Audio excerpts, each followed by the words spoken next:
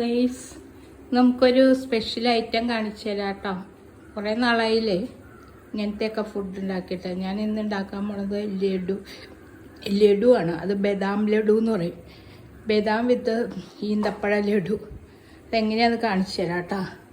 ആദ്യമേ ഞാനെല്ലാം സെറ്റാക്കി വെച്ചിട്ടുണ്ട്.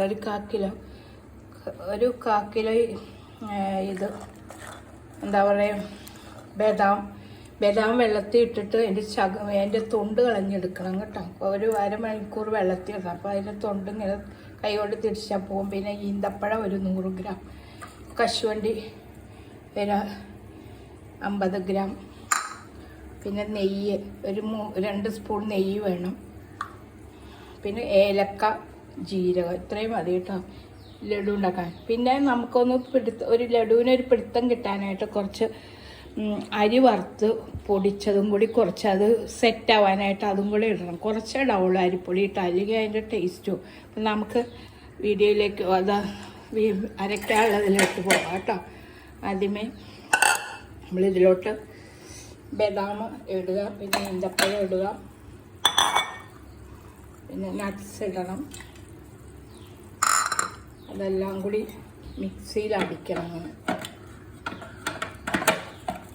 മിക്സിയിൽ അടിച്ചിട്ട് അപ്പോഴത്തേക്കും ഞാനിവിടെ നമ്മൾ കുറച്ചൊരു 100 ഗ്രാം ശർക്കര, അധികം വേണ്ട കേട്ടോ, 100 ഗ്രാം ശർക്കര ഇട്ട് ഞാൻ പാനി ആക്കിയിട്ടുണ്ട്. അതുപോലെ ഒരുപാട് സ്ട്രോങ് ആയി പോകരുത്, ലൈറ്റായിട്ട് ശർക്കര ഉരുക്കിയെടുക്കണം കേട്ടോ. അതിനകത്തേക്ക് ഏലക്കായും ജീരകവും ചുക്കൂടിയും പൊടിച്ചത് ഇട്ടിട്ടുണ്ട്. നമുക്ക് ആദ്യമേ ഇത്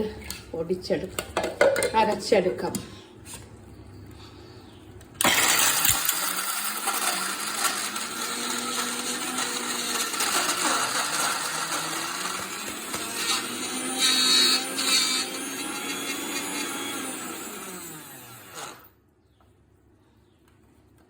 എല്ലാം കൂടെ അരച്ചെടുത്തിട്ട് നമ്മൾ ഇതിനകത്തേക്ക് ഇങ്ങനെ ശർക്കര പാനിയിലേക്ക് ഇത് ഇടണം. ശർക്കര പാനി ഇങ്ങനെ ഇളക്കി കൊടുക്കണം, തടി പിടിക്കാതിരിക്കാൻ വേണ്ടി.